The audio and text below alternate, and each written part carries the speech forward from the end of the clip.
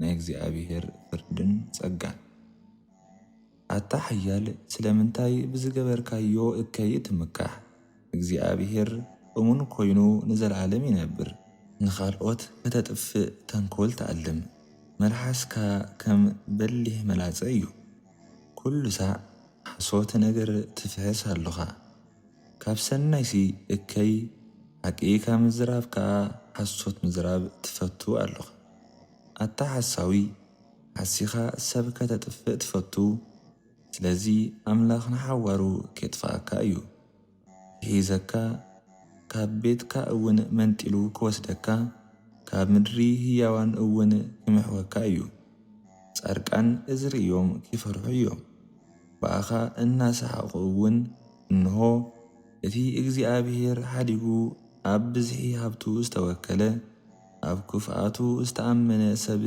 ትርፉ እዚ እዩ ክብሉ እዮም ኣነ ግና ከምታ ኣብ ቤት እግዚኣብሔር እተዓቢ ልምዕቲ ኣውሊዕ ዘይቲ እየ ኣብ ምሕረት ኣምላኽ ንዘለዓለም ተወኪለ ኣለኹ ኦ ኣምላኽ በቲ ዝገበርካዮ ንሓዋሩ ከመስግነካ እየ ንስኻ ሰናይ ከም ዝኾንካ እውን ኣብ ቅድሚ ቅዱሳንካ ከመስክር እየ መዝሙር 43 ዓሻ ብልቡ ኣምላኽ የልቦን ይብል ኩሎም ተበላሽዮም ፍንፉን ግብሪ ይገብሩ ኣለዉ ሰናይ ዝገብር ሓደ እኳ የልቦን ንዕኡ ዝደሊ ለባም ሰብ እንተሎ ክርኢ ኢሉስ ኣምላኽ ካብ ሰማይ ናብ ምድቂ ሰብ አንቆልቂሉ ጠመተ ኩላቶም ተጋግዮም ብዘለዉ ኩላቶም ረኺሶም እዮም ገለ ሰናይ ዝገብር ሰብ የልቦን ሓደ እኳ የልቦን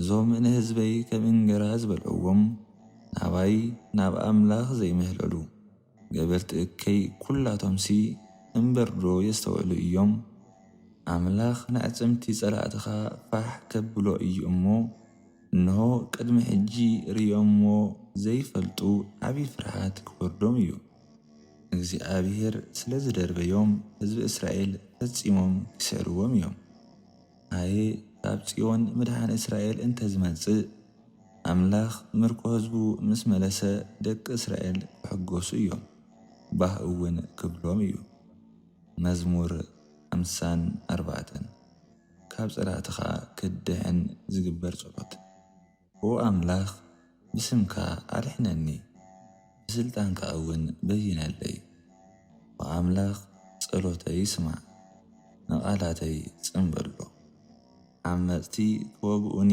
ይመፁ ኣለዉ ዓመፅቲ ፍርሃት ኣምላኽ ዘይብሎም ሰባት ክቐትሉኒ ይመፁ ኣለዉ ኣምላኽ ግና ረዳእየይ እዩ ዝሕልወኒ ከዓ እግዚኣብሔር እዩ ኣምላኽ ንጸላእተይ በቲ ክፍኣቶም ገይሩ ይቖጾም እሙን እዩ እሞ ከጥፍኦም እዩ ኦ እግዚኣብሔር ብሓጐስ መስዋዕቲ ከቕርበልካ እየ ሰናይ ኢኻ እሞ ከመስግነካ እየ ንስኻ ካብ ኩሉ ጸበባይ ኣውፂእካኒ ኢኻ ጸላእተይ ክስዕሩኒ ከለዉ ርእየ ኣለኹ መዝሙር 55 ዓርኩ ዝጠለሞ ሰብ ዝጽልዮ ኦ ኣምላኽ ጸሎተይ ይስማዕ ንምህለላይ ሸለል ኣይትበሎ ኣድህበለይ መልሰለይ ብቕዝማይ ህዳት ስኢነ እብል ኣለኹ ብምፍራህ ጸላእተይ ተሸበርኩ ብቁጣዓ ክፉኣት ሰባትካ ተረቖስኩ ንሳቶም ግፍዒ የውርዱለይ ኣለዉ ይቖጥዑንን ይጸልኡንን ኣለዉ ኣዝየ ተጨነቕኩ ስምባድ ሞት እውን ወደቐኒ ፍርሓትን መንቅጥቃጥን ሓዘኒ ረዓድ እውን ወደቐኒ ኣየ ከም ርግቢ ኣኽናፍ እንተዝህልወንስ ነፊረ ናብ ዝዓርፈሉ መሃደንኩ እንሆ ኣርሒቐ መሃደንኩ ኣብ ምድረ በዳ እውን መሰፈርኩ ካብ ህበብላን ሸምቦባን ክመልቕ ኣብ መዕቆብየይ መሃደንኩ ኦ ጐይታይ ኣብታ ከተማ ዓመፅን ባእስን እርኢ ኣለኹ እሞ ጸላእተይ ስምምዕ ስኢኖም ከምዚ ብተኑ ግበሮም ንሳቶም ለይትን መዓልትን ነታ ከተማ ይኸብዋ ብበደልን ብኽፍኣትን ከዓ ይመልእዋ ኣለዉ። ሕሰም ኣብ ውሽጣ ኣሎ። ጥቕዓትን ጥልመትን ካብ ኣደባባያ ኣይረሓቐን። እቲ ዝጸርፈኒ ዘሎ ጸላእየይ እንተዝኸውን ምተዓገዝክዎ፣ እቲ ዝዕበየለይ ዘሎ ጸላእየይ እንተዝኸውን ካብኡ ምተሓባኩ። ሕጂ ግና እዚ እትገብር ዘለኻ ንስኻ መሰታይ ዓርከይ ፈታውየይ ዝነበርካ ሰብኣይ ኢኻ። ኣነን ንስኻን መማኸርቲ ነበርና። ኣብ ቤት ኣምላኽ እውን ብሓደ ኮይንና ነምልኽ ነበርና። እከይ ኣብ ቤቶምን ኣብ ልቦምን ኣሎ እሞ ዛዕተይ ድንገት ሞት ይምጽእ እዮም። ብህይወቶም ከለዉ ናብ ሲኦል ይውረዱ። ኣነ ግና ናብ እግዚኣብሔር ኣምላኸይ እምህለል ኣለኹ። ንሱ እውን ከድሕነኒ እዩ። ምሸትን ብጊሓትን ቀትርን እቕዝም እውን እብል ኣለኹ። ንሱ ከዓ ድምፀይ ይሰምዕ እዩ። ዝቃወሙኒ ብዙሓት እንተኾኑ እኳ ካብ ውግእ ብድሓን ይመልሰኒ እዩ። ንሳቶም ኣይንስሑን እዮም፣ ንእግዚኣብሔር እውን ኣይፈርሕዎም እዮም እሞ እቲ ካብ ዘለዓለም ንጉስ ዝኾነ ኣምላኽ ጸሎተይ ሰሚዑ ይሰሮም እዩ። እቲ ናይ ቀደም ዓርከይ ንውጾቱ ኣጥቀኦም፣ ማሕሉኡ ከዓ ጠለመ። ዘረቡ ከም ጠስሚ ልዙብ እዩ፣ ኣብ ልቡ ግና ጽልኢ ኣሎ። ዓላቱ ካብ ዘይቲ ይልእም፣ ግናኸ ከም ዝተመሰተ ኣስያፍ ዝቖርጽ እዩ። ጾርካ ናብ እግዚኣብሔር ደርብዮ፣ ንሱ ከዕርፈካ እዩ። እግዚኣብሔር ንጻድቕ ሰንከልከል ክብል ከቶ ኣይሓድጎን እዩ።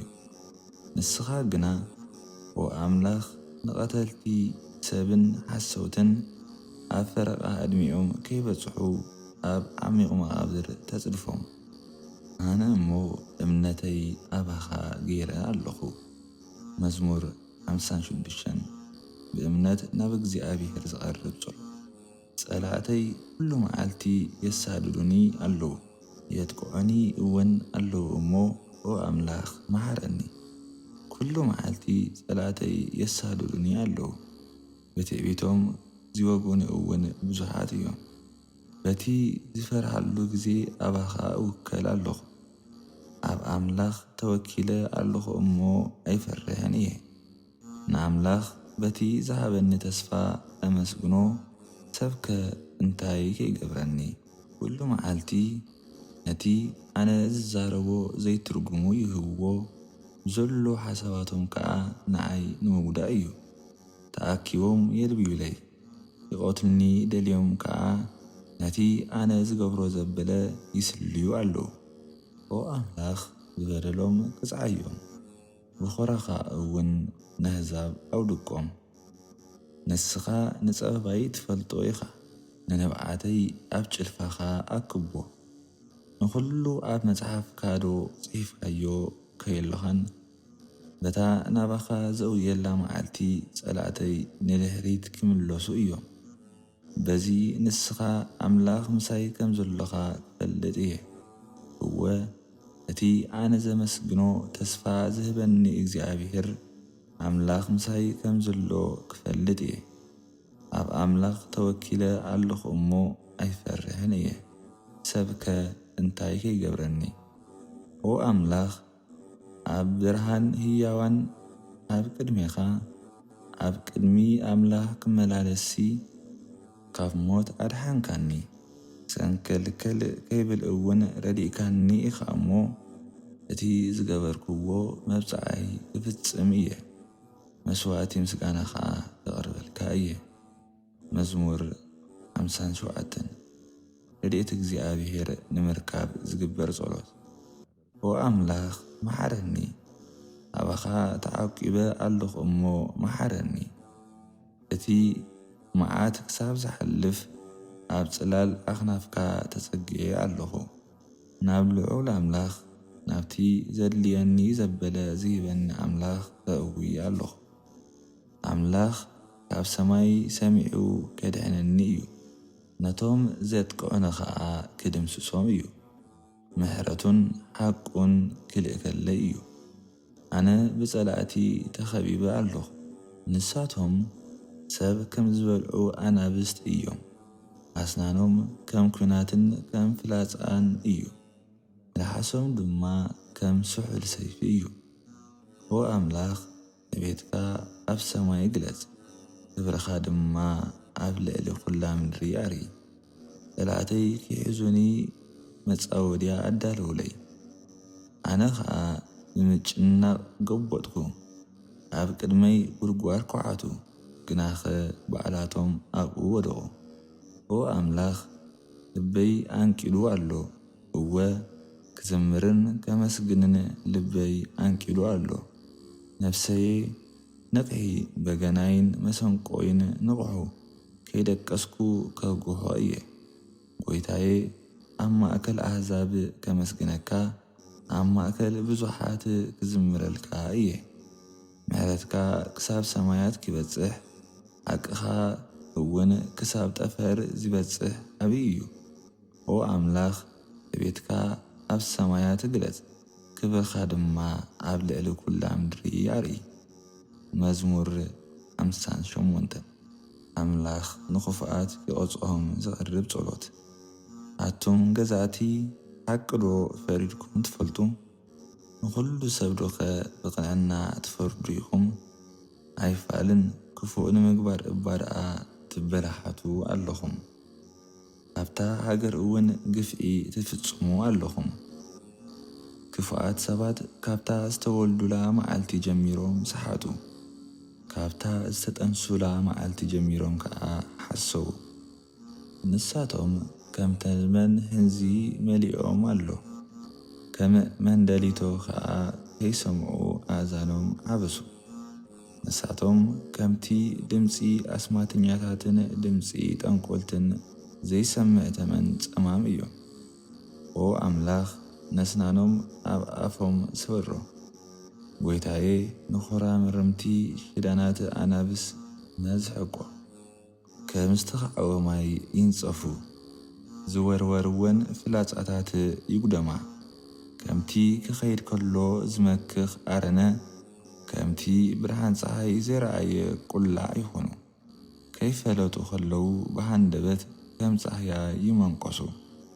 ኣምላኽ ብህይወቶም ከለዉ ብቁጣዑ ሓሪቑ ይበቁጾም። ጻድቕ ሓጥኣን ክቕጽዑ ከለዉ ርእዩ ክሕጐስ እዩ። ኣጋሩ ኣብ ደም ረሲዐ ይእለኽ እዩ። ሰባት ከዓ ብሓቂ ንጻድቕ ዓስቢ ኣለዎ። ኣብ ዓለም ዝፈርድ ኣምላኽ ብሓቂ ኣሎ ይብሉ እዮም። መዝሙር 59 እግዚኣብሔር ክሕልወካ ዝግበር ጸሎት። ኣምላኸየ ካብ ጠላተይ ኣናግፈኒ፣ ካብቶም ዝጻረሩኒ እውን ሓልወኒ። ካብ ገበርቲ እከይ ኣናግፈኒ፣ ካብ ቀተልቲ ሰብ እውን ኣድሕነኒ። እነዉ ይቐትሉኒ ይጸናተዉ ኣለዉ፣ ሓያላት ሰባት ይቃወሙኒ ይሓብሩ ኣለዉ። ግናኸ ጐይታዬ ብኣበሳይን ብኃጢአተይን ኣይኮነን፣ ዝበደልክዎ የብለይን። ንሳቶም ግና ይቐትሉኒ ይዳለዉ ኣለዉ እሞ ጸበባይ ርኢኻ ከተድሕነኒ ተንስእ። ኦ ጐይታይ ንቓሕ፣ ኦ ኣምላኽ ሰራዊት ንኹሎም ኣሕዛብ መዓት ኣውርደሎም። ኦ ኣምላኽ እስራኤል ካብቶም ጠለምቲ ገበርቲ እከይ ንሓደ እኳ ኣይትምሓር። ምሸት ይምለሱ፣ ከም ኣኽላባት እናነብሑ ከዓ ኣብ ከተማ ይዞሩ። ይጻረፉን የፈራርሑን፣ መልሓሶም ከዓ በሊሕ ኣስያፍ እዩ። መንከ ከይሰምዓና ድማ ይብሉ ኣለዉ። ግናኸ ጐይታዬ ንስኻ ትስሕቖም፣ ንኹሎም ኣሕዛብ ተባጭወሎም። ኣምላኸይ ንስኻ እምባይ ኢኻ፣ ኣታ ሓይለይ ኣባኻ እምዕቆብ ኣለኹ። ኣምላኸይ የፍቅረኒ እዩ፣ ክቕበለኒ እውን እዩ። ኣምላኽ ተሓጒሰ ውድቀት ጸላእተይ ከም ዝርኢ ክገብረኒ እዩ። ሕዝበይ ከይርስዑስ ኣይትቕተሎም። ኦ እግዚኣብሔር ዋልታና፣ ብሓይልኻ ኣኸብሎም እሞ ኣውድቆም። ብኸናፍሮም ኃጢኣት ይዛረቡ ዘረብኦም ኩሉ ከዓ ኃጢኣት እዩ። ስለ እቲ ዝዛረብዎ መርገምን ሓሶትን ብትዕቢቶም ይተሓንኩሉ ብኹራኻ ኣጥፋ እዮም። ኣምላኽ ካብ እስራኤል ጀሚርካ ኣብ ኩላ ምድሪ ገዛኢ ምዃንካ ምእንቲ ክፈልጡስ ከም ዘይርከቡ ጌርካ ኣጥፋ እዮም። ምሸት ይምለሱ ከም ኣኽላባት እናነብሑ ከዓ ኣብታ ከተማ ይዞሩ። መብልዕ ደልዮም ይዛወኑ ከይጸገቡ ከዓ ይሓድሩ። ኣነ ግና ሓያል ስለ ዝኾንካ ክዝምረልካ እየ።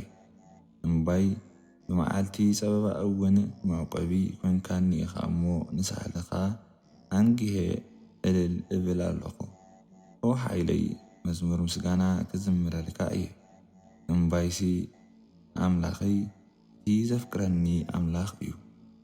መዝሙር 60 እግዚኣብሔር ከድሕነካ ዝግበር ጸሎት። ኦ ኣምላኽ ደርቢኻና ባህ ኣቢልካና ኮረኻ ሕጂ ግና ተመለሰና። ንምድሪ ቆጥቀጥ ከም እትብል ገበርካያ ተርቲርካ ከዓ ከፈትካያ። ትናወፅ ስለ ዘላ ጭላላ ጸግን ንህዝብኻ ጭንቀት ኣርአኻና። ንሕና ከዓ ከም ሰኸርና ሰንከልከል በልና። ካብ ፍላጻ ጸላኢ ምእንቲ ኺድሕኑ እቶም ዝፈርሑኻ ሰንደቕ ዕላማ ሃብካዮም። እቶም ንስኻ እተፍቅሮም ህዝቢ ምእንቲ ክድሕኑ ጸሎትና ሰሚዕካ ብሓይልኻ ኣድሕነና። ኣምላኽ ኣብ መቕደሱ ኮይኑ ከምዚ በለ ኣነ ክስዕር እየ እሞ ንህዝበይ ከዓ ንለስተ ሰኳት ከም ማስሖ እየ። ንሴኬም ድማ ክመቕሎ እየ። ጊልዓድ ናተይ እዩ ምናሴ ከዓ ናተይ እዩ። ኤፍሬም ቁራዕ ርእሰይ እዩ ይሁዳ ዘንጊ መንግሥተይ እዩ። ሞዓብ እግረይ ዝሕጸበሉ ገበራ እዩ። ናተይ ከም ዝኾነ ምእንቲ ከርኢ ከዓ ኣብ ኤዶም ኣሳእነይ እድርቢ ብዓወት ኣብ ልዕሊ ፍልስጥኤም እፍክር። ኦ ኣምላኽ ናብታ ዕረፍቲ ከተማናስ መንኮን መወሰደኒ ናብ ኤዶምከ መንኮን ምመርሓኒ። ኦ ኣምላኽ ካንዶ ደርቢኻና ኢኻ ምስ ሰራዊትናኸ ካንዶ ኣይትወፅእን ኢኻ። ረድኤት ሰብ ከንቱ እዩ ስለዚ ባዕልኻ ካብ ተጻራሪ ርድኣና። ብሓይሊ ኣምላኽና ንስዕር ንሱ ነተጻረርትና ይድምስሶም እዩ። ናይ ሰሉስ መዝሙረ ዳዊት ተፈጸመ። ረቡዕ ዝጽለይ መዝሙረ ዳዊት መዝሙር 61 ኣምላኽ ክሕልወካ ዝግበር ጸሎት። ኦ ኣምላኽ ኣውያተይ ስማዕ ናብ ጸሎተይ ኣቕልብ። ተሓሊሉኒ ካብ ወሰን ምድሪ ናባኻ ኣእዊ ኣለኹ። ናብቲ ጽኑዕ መዕቆቢ ውሰደኒ። ከመይ ንስኻ መዕቆበይ ካብ ገጽ ጸላኢ ጽኑዕ ግንቢ ኢኻ።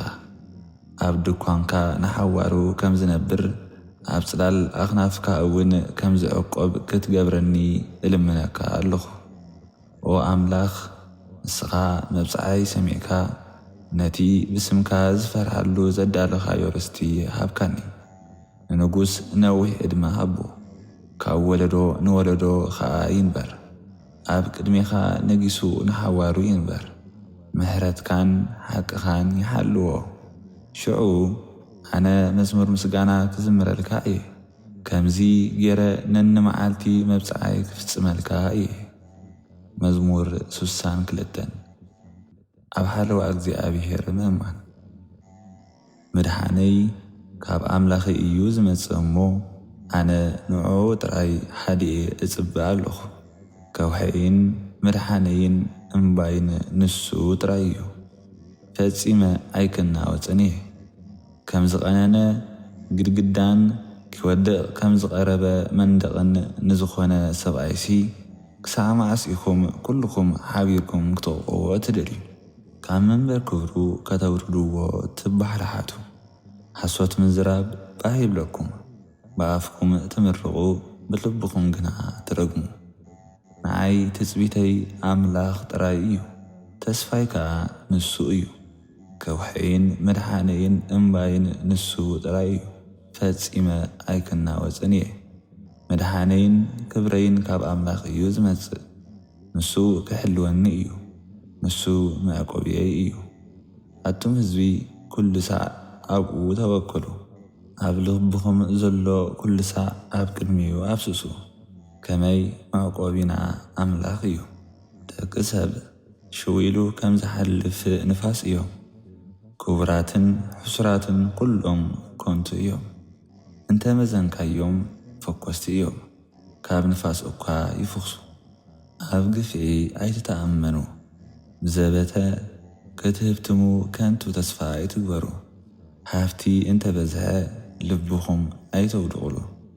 እግዚኣብሔር ብዙሕ ሳዕ ስልጣን ናተይ እዩ፣ ፍቕረይ ከዓ ንሓዋሩ ይነብር ኢሉ ክዛረብ ከሎ ሰማዕክዎ። ንስኻ ኦ እግዚኣብሔር ንኹሉ ከከም ግብሩ ኢኻ እትፈልዮ። መዝሙር 63 ንእግዚኣብሔር ሃረር ምባል። ኦ ኣምላኽ ንስኻ ኣምላኽ ኢኻ፣ ኣንጊሄ እደልየካ ኣለኹ። ኣነ ናትካ ጽምኢ ኣሎኒ። ከምቲ ደረቕን ንቑፅን ምድሪ ማይ ዝጸምዖ ኣነ ንዓኻ ሃረር እብል ኣለኹ። ኣብ መቕደስካ ሓይልኻን ክብርኻን ክርኢ ሃረር እብል ኣለኹ። ምሕረትካ ካብ ህይወት ይበልጽ እዩ እሞ ከመስግነካ እየ። ብህይወተይ ክሳብ ዘለኹ ከመስግነካ እየ። ኣእዳወይ ናባኻ ኣልዒለ ክጽሊ እየ። ነፍሰይ ከም ብስብሕን ኣንጕዕን እትጸግብ፣ ኣነ ኸዓ ብመዝሙር እልልታ ከመስግነካ እየ። ኣብ ምድቃሰይ ከለኹ እዝክረካ፣ ለይቲ ብምልእታ ብዛዕባኻ እናነቓሕኩ ኣሓስብ። ከመይ ረድኤተይ ንስኻ ኢኻ። ኣብ ትሕቲ ጽላል ኣኽናፍካ ኾይነ ድማ ብሓጐስ እዝምረልካ። ኣነ ናባኻ እሕቈፍ፣ ንስኻ ከዓ ብየማኒት ኢድካ ትድግፈኒ። እቶም ንዓይ ኪቐትሉኒ ዝደልዩ ግና ኣብ መቓብር ኪወርዱ እዮም፣ ኣብ ውግእ ኪሞቱ እዮም፣ ግደ ወኻሩ ክኾኑ እዮም። ንጉስ ግና ብኣምላኽ ክሕግወስ እዩ፣ ነፍሱ ወከፍ ብስም ኣምላኽ ዝምሕል ዘበለ ከመስግኖ እዩ። ኣፍ ሓሰውቲ ግና ክእበስ እዩ። መዝሙር 64 ኣምላኽ ምእንቲ ክሕልወካ ዝግበር ጸሎት። ኦ ኣምላኽ ክምህለል ከለኹ ጸሎተይ ይስማዕ። ነዛ ህይወተይ ካብ ጸላኢ ፈሪሐላ ኣለኹ እሞ ኣድሕነኒ። ካብቶም ኰል ሕሱማት ካብ ህውከት ገበርቲ እከይ ሰውረኒ። ንሳቶም መልሓሶም ከም ሰይፊ ይስሕሉ፣ ነቲ መሪር ቃላቶም ከዓ ከም ዚቐትል ፍላጻታት ይውርውርዎ። ኣብ ሕቡእ ቦታ ንንጹህ ይወግእዎ፣ ከይፈርሑ ድማ ብድንገት ይወግእዎ። ኣብ እኩይ ግብሮም ንሓድሕዶም ይተባብዑ፣ መፈንጠሮኦም ከይጻውዱ ኸለዉ ይማኸሩ። መንከ ከይርእየና ድማ ይብሉ፣ ክፉእ መደብ ይኣልሙ እሞ ፍጹም ዝኾነ ገበን ፍሒስና ይብሉ። ናይ ወዲ ሰብ ሥልጣን ኣእምሮን ኣይርከብን እዩ። ኣምላኽ ፍላጻታቱ ይውርውር፣ ብሃንደበት ድማ ይወግኦም። እዚ ኩሉ ስለ ዝተዛረቡ ከየጥፍዎም እዩ። ዝርእዮም ዘበለ ኸዓ ርእሱ ክንያንቕ እዩ። ኩሎም ሰባት ኪፈርሑ እዮም፣ ንግብሪ ኣምላኽ ድማ ከይዘንትዉ እዮም። ብዛዕባ እዩ እውን ከይስተንትኑ እዮም። ጻድቃን በቲ እግዚኣብሔር ዝገበሮ ክሕጐሱ እዮም፣ ኣብኡ ኸዓ ዕቑባ ኪረኽቡ እዮም። ቅኑዓት ልቢ ዘበሉ እውን ኪሕበኑ እዮም። መዝሙር 65 መዝሙር ምስጋና። ኦ ኣምላኽ ኣብ ጽዮን ከነመስግነካ ኢና፣ መብጽዓና እውን ክንፍጽመልካ ኢና። ጸሎት እትሰምዕ ስለ ዝኾንካ ኩሉ ሰብ ናባኻ ክመጽእ እዩ። ኃጢኣትና ኣብሊሉልና ስለ ዝነበረ ንስኻ ኃጢኣትና ይቕረ በልካልና። ኣብቲ ቅዱስ ቦታኻ ኪሓድሩ ዝሓረኻዮምን ዝቐረብካዮም ሰባትን ብፁዓት እዮም። በቲ ኣብ ቤትካ ዘሎ ሰናይ ነገርን ብበረኸት ቅዱስ መቕደስካን ክንጸግብ ኢና። ኦ ኣምላኽ ምድሓና፣ ጸሎትና ሰሚዕካ ዓወት እትህበና፣ ምእንቲ ከተድሕነና ኸዓ ዘደንቕ ነገራት ትገብር። ህዝቢ ዓለም ብምሉኡ እቶም ኣብ ርሑቕ ባሕሪ ዘለዉ ከይተረፉ ኣባኻ ይዕቆቡ።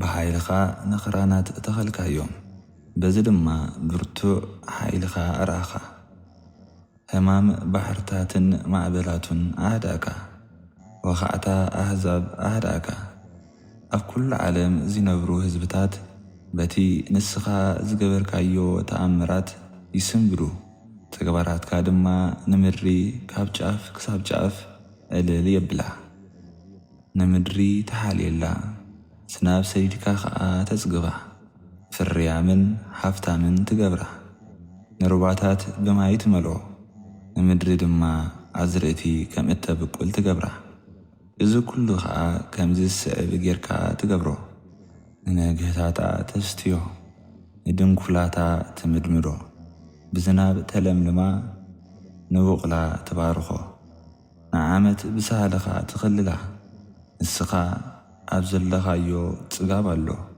ሰውሕታት ብኸብቲ ይመልእ ኮረብት እውን ብሓጎስ ይኽደን ኣሳውሕ ብባጊዕ ይኽደን ግርሆታት ድማ ብእኽሊ ይጉልበብ ኩሉ ኸዓ እልል ይብልን ይዝምርን መዝሙር 66 መዝሙር ውዳሴን ምስጋናን ኣብ ኩሉ ምድሪ ዘለኹም ህዝቢ ንኣምላኽ እልል በልሉ ንኽብሪ ስሙ ዘምሩ ልዑል ምስጋና ኸዓ ሃብዎ ንኣምላኽ ከዓ ግብርታትካ ክንደይ ዘይገርም እዩ ስልጣንካ ዓብይ እዩ በዚ ድማ ጸላእትኻ ብፍርሓት ይሰግዱልካ ኣብ ምድሪ ዘለዉ ኩሎም ይሰግዱልካ ምስጋና ይዝምሩልካ ንስምካ መዝሙር ምስጋና ይዝምሩልካ በልዎ ኣምላኽ ዝገበሮ ክትርእዩ ንዑ እቲ ኣብ ማእከል ደቂ ሰብ ዝገበሮ ዘገርም እዩ ንባሕሪ ናብ ንቑፅ ምድሪ ለወጦ ኣቦታትና ንወሓዚ ብኣጋሮም ሰገርዎ ሽዑ በቲ እግዚኣብሔር ዝገበሮ ተሓጐስና ብስልጣኑ ንዘለዓለም ይገዝእ በዒንቱ ድማ ንህዛብ ይዕዘቦም ዓለወኛታት ርእሶም የልዕሉ ኣቱም ኣሕዛብ ንኣምላኽና ኣመስግንዎ ድምፂ ውዳሴኹም ይሰማዕ ንሱ ብህይወት ኣንበረና ኣእጋርና ከንደልህፃ እውን ኣይፈቐደን ኦ ኣምላኽ ብፈተና ኣሕለፍካና ብሩር ብሓዊ ከም ዝኹላዕ ብፈተና ኰላዕካና ኣብ መርበብ ክንኣቱ ገደፍካና ኣብ ዝባና ኸቢድ ጾር ኣጾርካና ጸላእትና ከም ዝረግጹና ገበርካ ብሓውን ብማይን ሓለፍና ሕጂ ግና ንስኻ ናብ ረሃዋ ኣውጻእካና ኣብ ቤትካ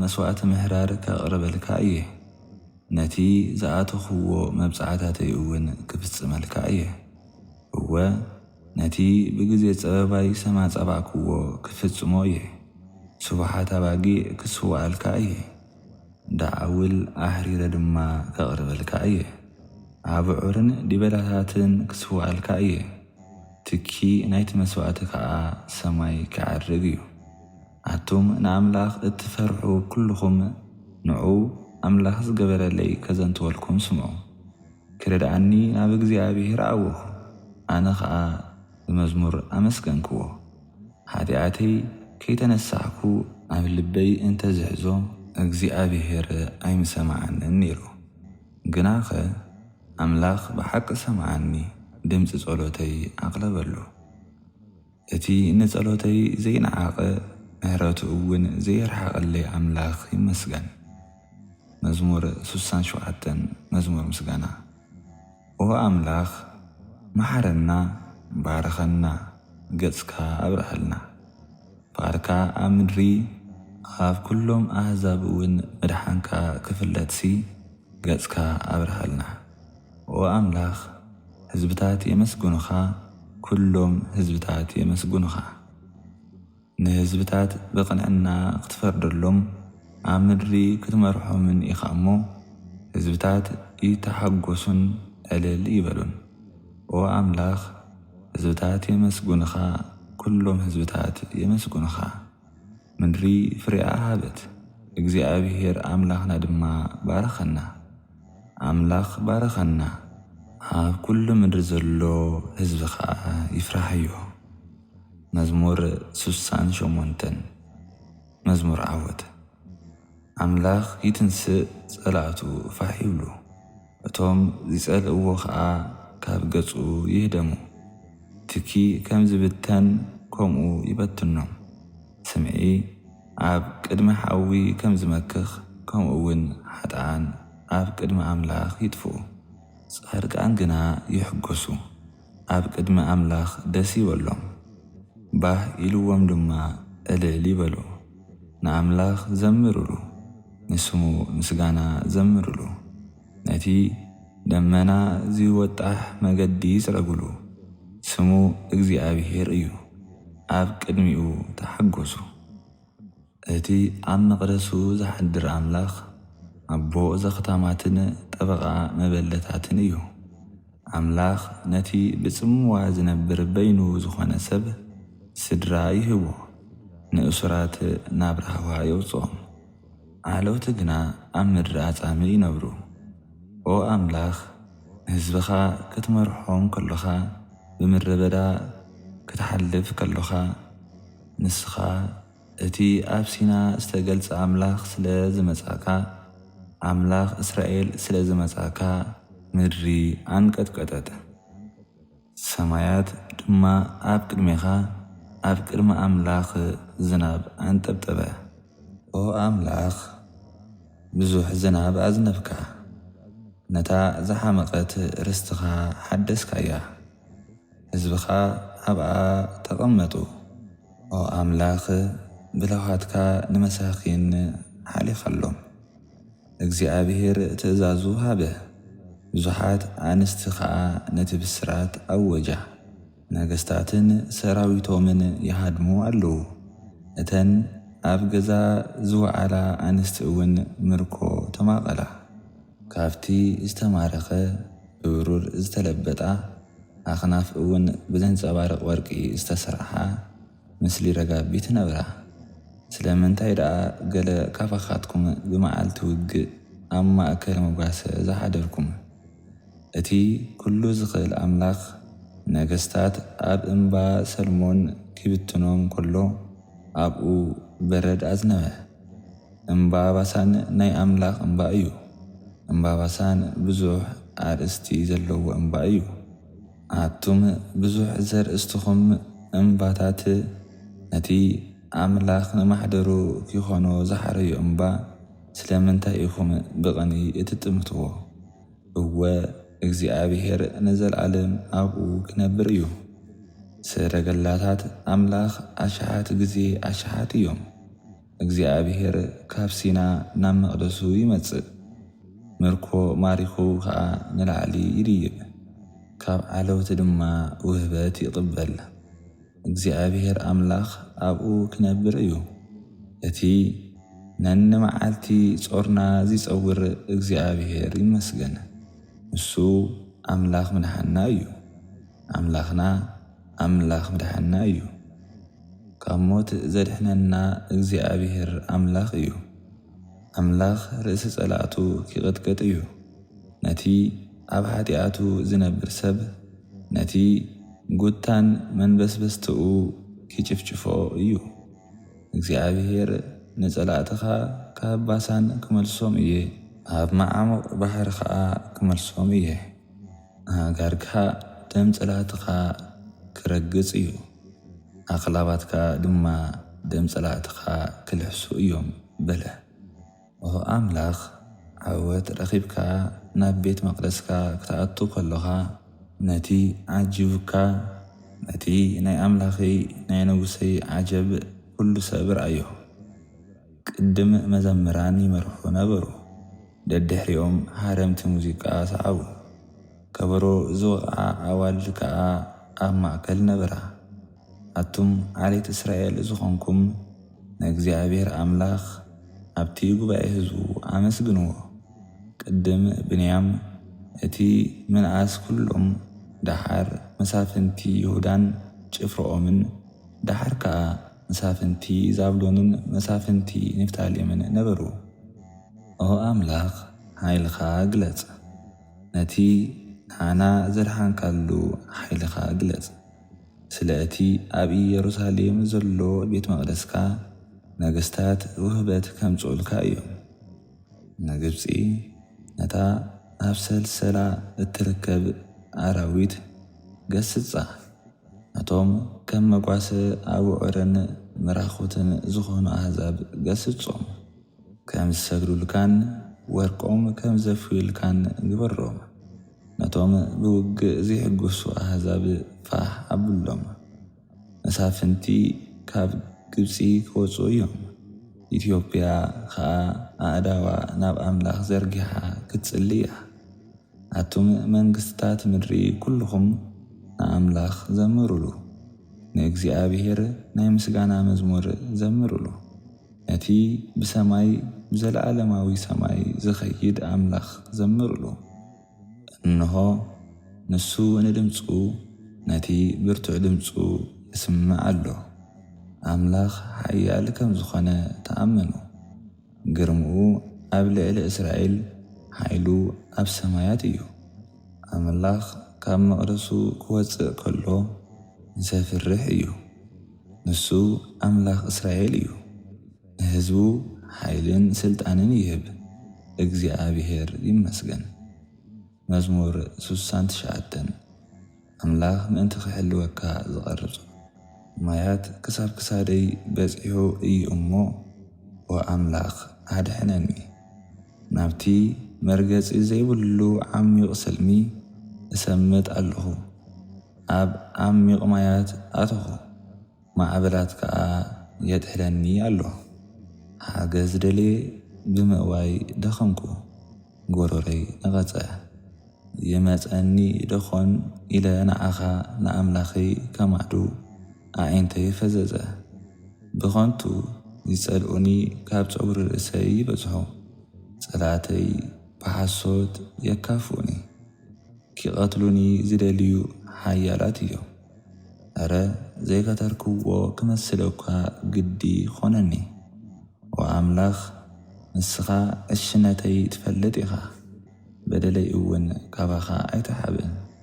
ኦ እግዚኣብሔር ጐይታ ሰራዊት፣ እቶም ዝጽበዩኻ በኣኻ ኣይሕፈሩ። ናታ ኣምላኽ እስራኤል እቶም ዘየምልኹኻ በኣይ ይነወሩ። ምእንታኻ እጽረፍ ኣለኹ፣ ነውሪ ድማ ኣጐልቢብኒ ኣሎ። ንኣሕዋተይ ጓና ንስድራይ እውን ጋሻ ኮንኩ። ንቤትካ ዘሎኒ መንፈሳዊ ቅንኢ ከም ሓዊ የንድደኒ ኣሎ። ጸርፊ እቶም ዝጸርፉኻ እውን ኣባይ ወደቐ። እናበኽኹ ንነፍሰይ ብጾም ኣሕሳእክዋ። ሰባት እውን ጸረፉኒ።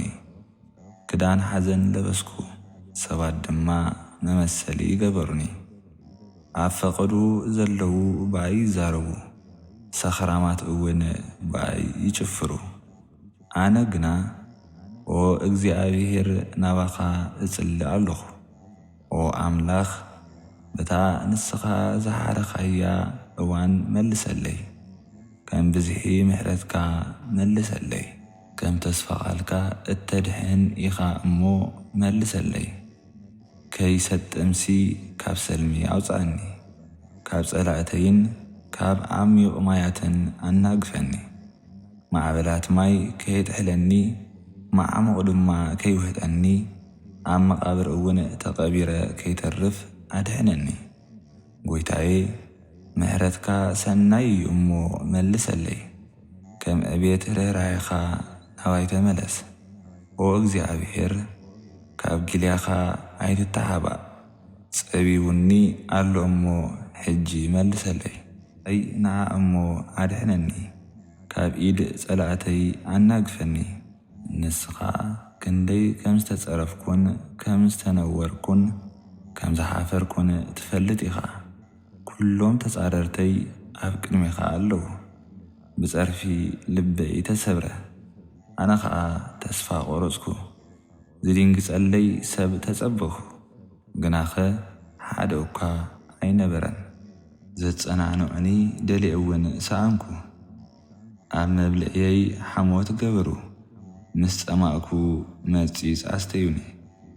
እቲ ኣብ ቅድሚኦም ዝተቐረበ ማእዲ መፈንጠራ ይኹኖም፣ أتي ببعال زدالو مسحون مفنترا يخنهم نساتهم كيرئيو عينتهم يعرى حقاقهم أون كل جزي دخمات يخن معاتك أفسسلهم رسي قطعاخا يركبو مهدريهم يعنو عبدو قواناتهم زنبر حدوكا أيرخب نتهم نسخا زغزعكا يوم يسقوهم بزعبا كأنزاءتهم نسخا زوغاكا يوم يزنتو ألو بخلو زغبرو حاتيات فردهم نابزركخا أيتو كامنز حافي وات يدمسسو نسعرك عندما أي صحفو أنا مقدوريه تسفاخا قوريس عدلخو وأملاخ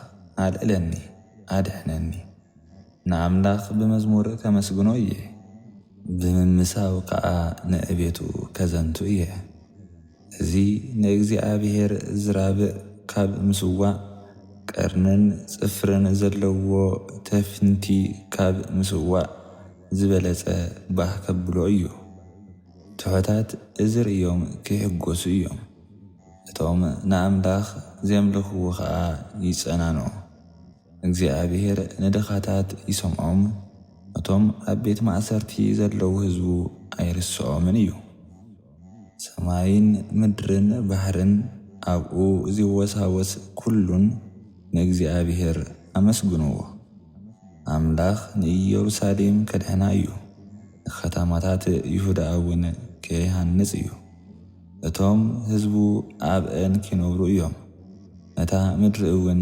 ክርስትይዋ እዮም ዘርኢ ባሮቱ ክወርስዋ እዮም እቶም ዘፍቅርዎ ኸዓ ኣብኣ ክነብሩ እዮም መዝሙር 70 እግዚአብሔር ምእንቲ ክረድኣካ ዝጽልየ ጸሎት ኦ ኣምላኽ ኣናግፈኒ ኦ እግዚአብሔር ሕጂ ርድኣኒ እቶም ክቐትሉኒ ዝደልዩ ይሰዓሩን ይሕፈሩን እቶም ብጸበባይ ዝሕጎሱ ንድሕሪት ይመለሱን ይነወሩን እቶም እንቋዕ እናበሉ ዝባጭውለይ ነዊሮም ንድሕሪት ይመለሱ እቶም ዘምልኹኻ ኩሎም በኣኻ ባህ ይበሎምን ይተሓጐሱን እቶም ስለ ዘድሓንካዮም ዘመስግኑኻ ኸዓ ኩሉ ግዜ ኣየ ኣምላኽ ክንደይ ዓብዪ እዩ ይበሉ ኣነ ግና ምስክንን ድኻን እየ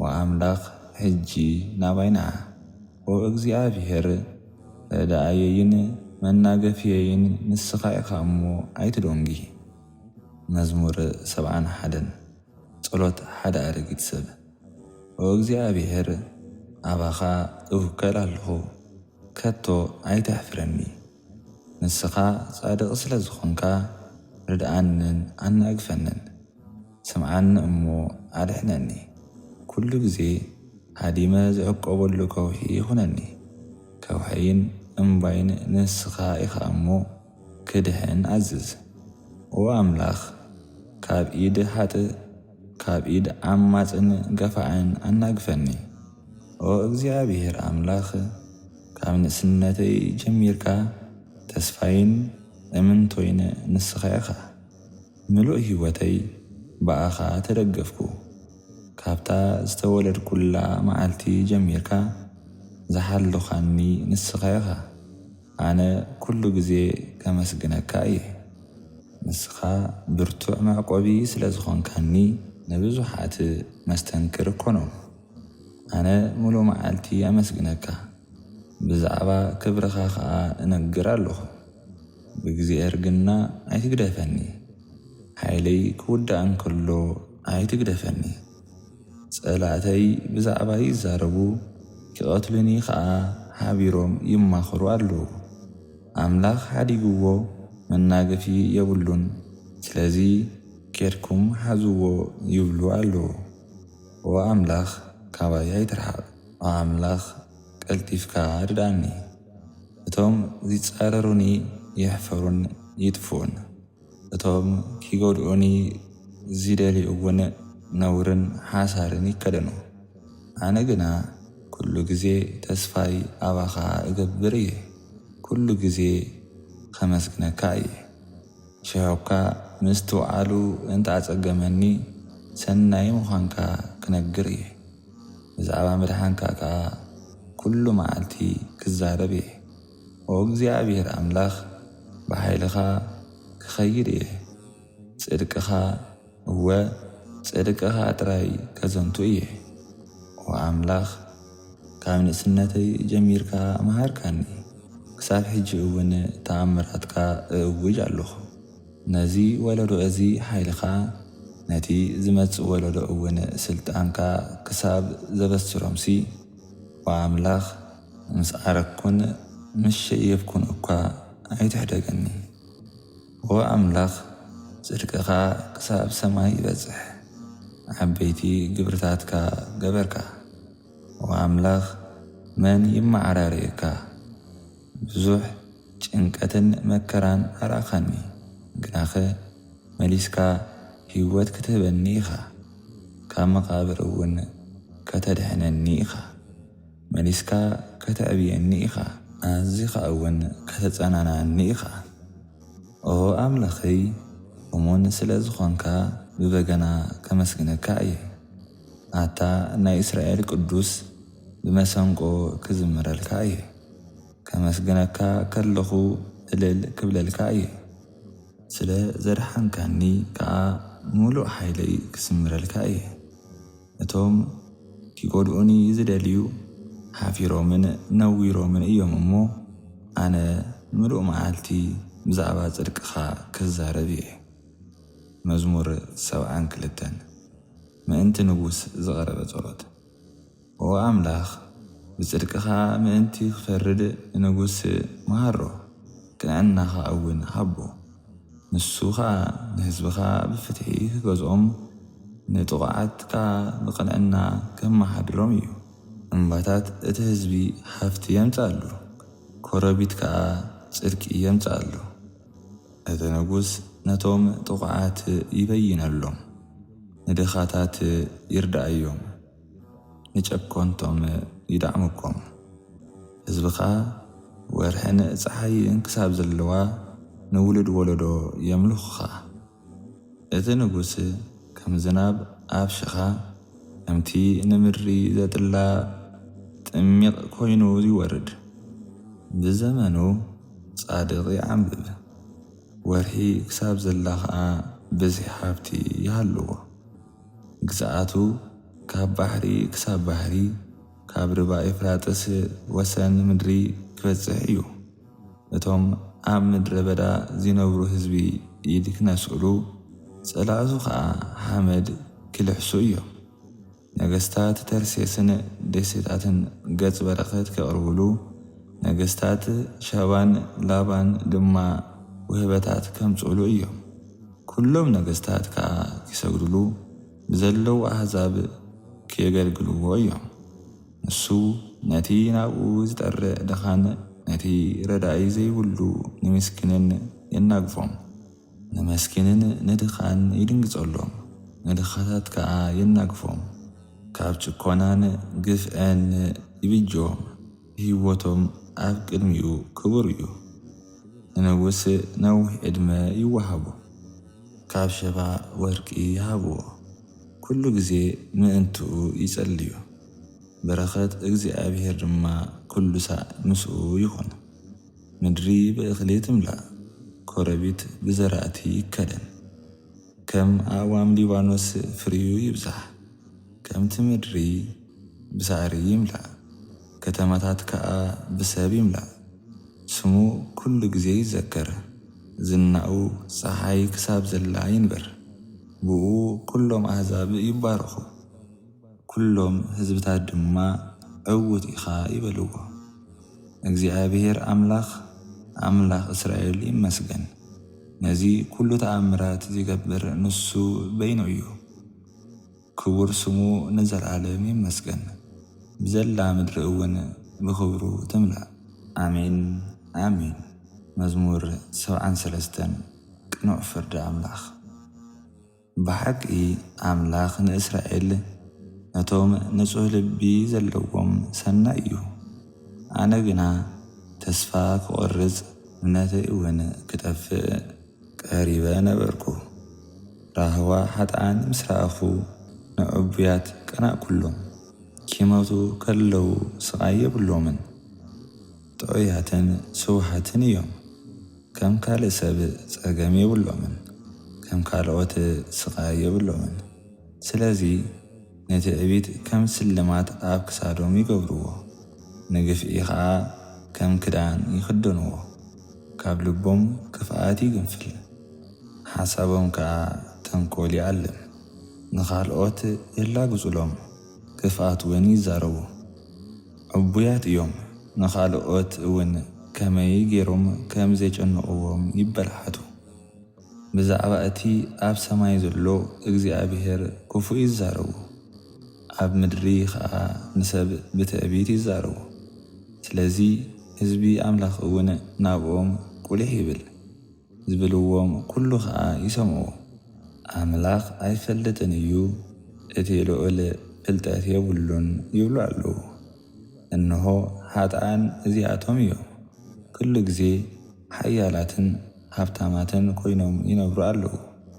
እምበኣርሲ ኣነ ብኸንቱ እየ ንጽሕና ዝነብር ዝነበርኩ፣ ሓጢኣት እውን ዘይገበርኩ። ኦ እግዚኣብሔር ምሉእ መዓልቲ ከም ዝሳቕ ገበርካኒ፣ ንግሆ ንግሆ እውን ቀጻዕካኒ። ከምኦም ክዛረብ እየ ኢለ እንተ ዝኸውንሲ ካብ ህዝብኻ መዓለኹ ነይረ። እዚ ግድል እዚ ምላሽ ክረኽበሉ ኣዕሚቐ ሓሰብኩ፣ ግናኸ ኣዝዩ ሸገረኒ። ሽዑ ኣብ መቕደስካ ኣተኹ፣ ንሓጥኣን ኣብ መወዳእታ እንታይ ከም ዝረኽቦም እውን ተረዳእኩ።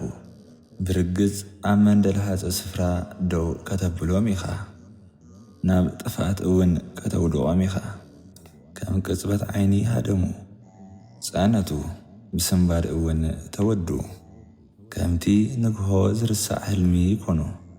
ንስኻ ኦ እግዚኣብሔር ምስ ነቓሕካ ይጠፉ። ሓሳበይ ምስ መረረ፣ ውሽጠይ እውን ምስ ተጐዳእኩ ዓሸኹ፣ ደንቈርኩ። ኣብ ቅድሜኻ ከም እንስሳ ኾንኩ፣ ግናኸ ኣነ ኩሉ ግዜ ምሳኻ እየ። ብምኽርኻ ትመርሓኒ፣ ድሓር እውን ብኽብሪ ክትቅበለኒ ኢኻ። ኣብ ሰማይ ብጀካኻ ካልእ የብለይን፣ ንዓኻ ምስ ረኸብኩ ካልእ ኣብ ምድሪ ዝደልዮ የብለይን። ሰብነተይን ኣእምሮይን እኳ እንተማመነ ኣምላኽ ንዘለዓለም ሓይለይ እዩ፣ ዘድልየኒ ንሱ ጥራይ እዩ። እንሆ እቶም ካባኻ ዝርሕቁ ይጠፍኡ እዮም፣ ነቶም ካባኻ ዝዓልዉ ዘበሉ ከተጽንቶም ኢኻ። ንዓይ ግና ናባኻ ናብ ኣምላኸይ ምቕራብ ይሕሸኒ። ኩሉ ተግባርካ ምእንቲ ከዘንቱስ ኣባኻ ኣብ ልዑል እግዚኣብሔር ተዓቂበ እኒኹ። መዝሙር 74 ኦ ኣምላኽ ስለምንታይ ንሓዋሩ ደርብኻና?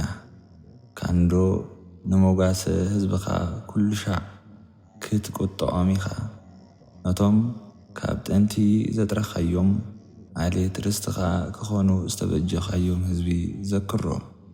ነታ ዝሓረኻያ እምባ ጽዮን ዘክራ፣ በቲ ንሓዋሩ ዝፈረሰ ዑና ሕለፍ። ጸላእትና ነቲ ኣብ መቕደስ ዘሎ ኩሉ ኣባላሽምዎ ኣለዉ።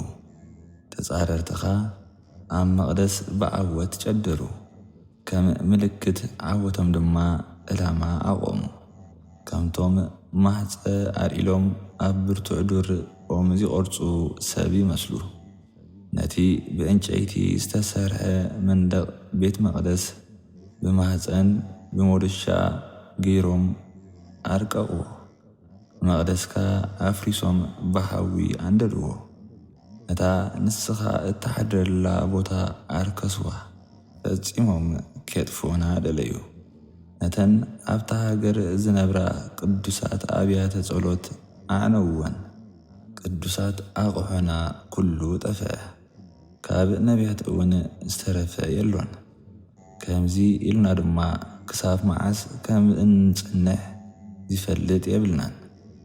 ወኣምላኽ ጸላእትና ክሳብ መዓስ እዮም ይጸርፉኻ? ክሳብ መዓስ እዮም ንስምካ ዝነቅዎ? ስለምንታይ ኢድካ ኣጣሚርካ ስቕኢልካ እትርእየና? ኢድካ ኣልዒልካ ኣጥፋዮም። ግናኸ ወኣምላኽ ካብ ጥንቲ ንስኻ ኢኻ ንጉስና። ብዙሕ ግዜ ኣድሓንካና። ንስኻ ንባሕሪ ብሓይልኻ መቐልካዮ። ኣራእስ ኣራዊት ባሕሪ ጨፍለቃ። ኣርእስቲ ሌዋታን ቀጥቀጥካ። ነቶም ኣብ ምድረ በዳ ዝነብሩ ምግቢ ክኾኖም ሃብካዮም። ዓይኒ ማያትን ምንጭን ኣፈልፈልካ። ዓበይቲ ሩባታት ኣንቃዕካ። መዓልትን ለይትን ፈጠርካ። ወርሕን ፀሓይን ገበርካ። ምድሪ ወሰን ገበርካላ። ሓጋይን ክረምትን ፈጠርካ። ግናኸ ኦ እግዚኣብሔር ጸላእትኻ ከም ዝጸርፉኻ ዘክር። ኣምላኽ ዘይብሎም ህዝቢ ንስምካ ከም ዝነዓቑ ዘክር። ነቶም ረዳኢ ዘይብሎም ህዝብኻ ነቶም ንሕስያ ዘይብሎም ጸላቶም ኣሕሊፍካ ኣይተሓብ። ንመሳኺን ህዝብኻ ናሓዋሩ ኣይትረስዓዮም። ኣብቲ ዘዝጸልመተ ወገን ምድሪ ዓመፅ ይመልእ ኣሎ እሞ እቲ ምሳና ዝኣተኻዮ ኪዳን ኣይትረስዕ። እቲ ጥቑዕ ሓፊሩ ኣይመለስ። ምስኪንን ድኻን ንስምካ የመስግኑ። ኦ ኣምላኽ ተንስእ፣ ነቲ ነገርካ ተኸላኸለሉ። ኣምላኽ ዘይብሉ ህዝቢ ጽርፍ ከም ዝውዕለካ ዘክር። ቁጣ ድምፂ ጸላእትኻን ዕድርታ ዓለውትኻን ኣይትረስዕ። መዝሙር 75 ነመስግነካ ኣሎና። ኦ ኣምላኽ ነመስግነካ ኣሎና። ክንደይ ዓብዪ ከም ዝኾንካ ንእውጅ፣ ነቲ ዝገበርካዮ ተኣምራት እውን ነዘንቱ ኣሎና። ኣምላኽ መዓልቲ ፍርዲ መዲባ ኣለኹ፣ ቅኑዕ ፍርዲ ክፈርድ እየ። ምድርን ኣብኣ ዝነብሩ ኩሎም ፍጥረትን እንተኣንቀጥቀጡ ኣነ ንዕኑዳ ክጽንዖ እየ። ነቶም ደፋራት ኣይትድፈሩ፣ ነቶም ክፉኣት ከዓ ርእስኹም ኣይተልዕሉ በልክዎም። ወርእሶም ከየልዕሉ ክሳዶም ከየትርሩ ነገርክዎም በልሕ። ፍርዲ ካብ ምብራቕ ወይ ካብ ምዕራብ፣ ካብ ሰሜን ወይ ካብ ደቡብ ኣይኮነን ዝመጽእ። ፈራድስ ኣምላኽ እዩ። ነዚ የውርድ ነቲ ልዕል የብል። እግዚኣብሔር ኣፈርፈር ዝብል ዝተሓዋወሰ ወይኒ ቁጣዓ ዝመልአ ጽውዕ ሒዙ ኣሎ። ንሱ ይኸዎ፣ ኩሎም ሓጥኣን ምድሪ ኸዓ ይሰትይዎ፣ ንሓተልኡ ድማ ይጭልጥዎ። ኣነ ግና ብዛዕባ ኣምላኽ ያዕቆብ ንዘለዓለም ከዘንቱ እየ። መዝሙር ምስጋና እውን ንዘለዓለም ክዝምረሉ እየ። ንሱ ንብዘሎ ሓይሊ ክፉኣት ሰባት ኪሰብሮ እዩ። ንሓይሊ ጻድቃን ግና ልዕል ከብሎ እዩ። መዝሙር 76 ኣምላኽ ኣብ ይሁዳ ፍሉጥ እዩ፣ ኣብ እስራኤል ከዓ ስሙ ዓብዪ እዩ። ድንኳኑ ኣብ ኢየሩሳሌም፣ መሕደሪኡ እውን ኣብ እምባ ጽዮን እዩ። ኣብኡ ናይ ቀስቲ ፍላጻን ዋልታን ሰይፍን እወ ኩሉ ኣጽዋር ጸላኢ ሰባበረ። ንስኻ ካብቲ ብእንስሳ ሓድን ሃብታም ዝኾነ እምባ ኣዚኻ ግርማ ዝለበስካ ብብርሃን እተንጸባርቕ ኣምላኽ ኢኻ። እቶም ተባዓት ዓሳኽር ዝነበርዎም ኩሉ ተገፉ፣ ድቃስ ሞትካ ደቀሱ። ሓይሎምን ክእለቶምን ከንቱ ኾነ። ኦ ኣምላኽ ያዕቆብ ኣፍራስን ፈረሰኛታትን ብተግሳጽካ ሞይቶም ወደቑ። ንስኻ ግና እትፍራሕ ኣምላኽ ኢኻ። ክትቁጣዕ ከለኻኸ ኣብ ቅድሜኻ መን ደው ክብል ይኽእል? ፍርድኻ ካብ ሰማይ ኣስማዕካ። ንስኻ ንኹሎም ትሑታት ምድሪ ምእንቲ ከተድሕን ንፍርዲ ምስ ተንሳእካ ምድሪ ፈርሀት፣ ስቕውን በለት። እቲ ንስኻ እንደቂ ሰባት እትቕጥዖም ቁጥዓ ምስጋና ከምዝኣልካ እዩ። እቶም ካብ ውግእ ዝተረፉ ሰብ ከዓ በዓላትካ ከብዕሉ እዮም። ንእግዚአብሔር ኣምላኽኩም ነቲ ዝተመጻባዕኩምሉ መብጽዓ ፈጽሙሉ። ኣቱም ጎረባብቲ ሃገራት ኩልኹም ነቲ ዝፍራሕ ኣምላኽ ገጽ በረኸት ኣቕርቡሉ። ነቶም ዕቡያት መሳፍንቲ የትሕቶም፣ ነገሥታት ምድሪ ከዓ የፍርሖም። መዝሙር 77 ድምፀይ ኣልዒለ ናብ ኣምላኽ እዊ ድምፀይ ናብ ኣምላኽ እልዕል ኣለኹ። ንሱ እውን ይሰምዓኒ እዩ። ብመዓልቲ ጸበባይ ናብ እግዚኣብሔር ጸለኹ። ለይቲ ብምልእታ ከዓ ኢደይ ዘርጊሐ ክምህለል ሓደርኩ። ግናኸ ነፍሰይ ምጽንና ዓበየት። ንኣምላኽ ክዝክር ከለኹ ክቕዝም ከስተንትን ከለኹ ከዓ መንፈሰይ ይሕለል። ምሉእ ለይቲ ሰላም ከየበልኩ ከም ዝሓድር ገበረኒ። ምዝራብ ክሳብ ዝስእን ድማ ኣዝየ ተሸገርኩ። ናይ ቀደም መዓልታት ናይ ጥንቲ ዓመታት እዝክር ኣለኹ። ብለይቲ ኣዓሚቐ ክሓስብ ሓደርኩ። ኣሰላሲለ ድማ ከምዚ ኢለ ሓተትኩ። እግዚኣብሔር ዶ ንዘለዓለም ይድርብእ እዩ? ድሕሪ ደጊምከ ጸግኡ ዶ ኣይህብን እዩ? ምሕረቱ ንዘለዓለም ዶ ተወዲኡ እዩ? ተስፍኡኸ ንውልድ ወለዶ ተሪፉ እዩ? ኣምላኽሲ ንምሕረቱ ዶ ረሲዕዎ እዩ? ንርህራሂኡኸ ብኹራ ዶ ኣጽይዎ እዩ? ሸውዓነ ሓይሊ እቲ ልዑል ስለ ዝደኸመ ብዙሕ ኣጓሃየኒ ይበልኩ። ኦ እግዚኣብሔር ነቲ ዓብዪ ተግባራትካ ክዝክር እየ። እወ ነቲ ጥንቲ ዝገበርካዮ ተኣምራትካ ክዝክር እየ። ንብዘሎ ግብርታትካ ከስተንትኖ ነቲ መስተንክር ዝኾነ እዩኻ እውን ክሓስቦ እየ። ኦ ኣምላኽ እትገብሮ ዘበለ ኩሉ ቅዱስ እዩ። ከማኻ ዝበለ ዓብዪ ኣምላኽ የልቦን። ንስኻ ተኣምራት እትገብር ኣምላኽ ኢኻ። ንሓይልኻ ኣብ ማእኸል ኣሕዛብ ኣፍለጥካዮ። ንህዝብኻ ንደቂ ያዕቆብን ንደቂ ዮሴፍን ብሓይልኻ ተበጀኻዮም። ወኣምላኽ ማያት ረኣዩኻ እሞ ተሸበሩ። እወ ማዓሙቕ ባሕሪ ተናወጹ። ደመናት ብርቱዕ ማያት ኣፍሰሰ። ጠፈር ነውርጓዱ ኣስመዐ። በርቅታትካ እውን ብኹሉ ወገን ማሕማሕ በለ። ድምፂ ነጐድጓድካ ኣብ ህበውላ ንፋስ ነበረ። ብርሃን መብረቕ ንዓለም ኣብረኸ። ምድሪ ተናወፀትን አንቀጥቀጠትን። ብባሕሪ ሓለፍካ ዓበይቲ ሩባታት እውን ሰጊርካ ኸድካ። ዓሰርካ ግና ኣይተረእየን። ንህዝብኻ ከም መጓሰ ሙሴን ኣሮንን ጌርካ መራሕካዮም። መዝሙር 78 ኦ ህዝበይ ንትምህርተይ ጽምበሉ። ነቲ ኣነ ዝብለካ እውን ጽኒኢልካ ስምዓዮ። ብምስላ ክዛረብ እየ። ነቲ ካብ ቀደም ተሰዊሩ ዝነበረ ምስጢር እውን ክገልጾ እየ። ህወ እቲ ዝሰማዕካዮን ዝፈለጥካዮን ኣቦታትና እውን ዘዘንተውልና ክገልጽ እየ። እዚ ካብ ደቅና ኣይንሓብኦን ኢና። እኳ ደኣ ብዛዕባ ሓይሊ እግዚኣብሔርን ዓበይቲ ተግባራቱን ዝገበሮ ተኣምራቱን ነቲ ዝመጽእ ወለዶ ከነዘንትወሉ ኢና። ንህዝቢ እስራኤል ሕጊ ንደቂ ያዕቆብ ከዓ ትእዛዛት ሃቦም። ነቦታትና ድማ ደቆም ሕጉ ኪምህርዎም ኣዘዞም።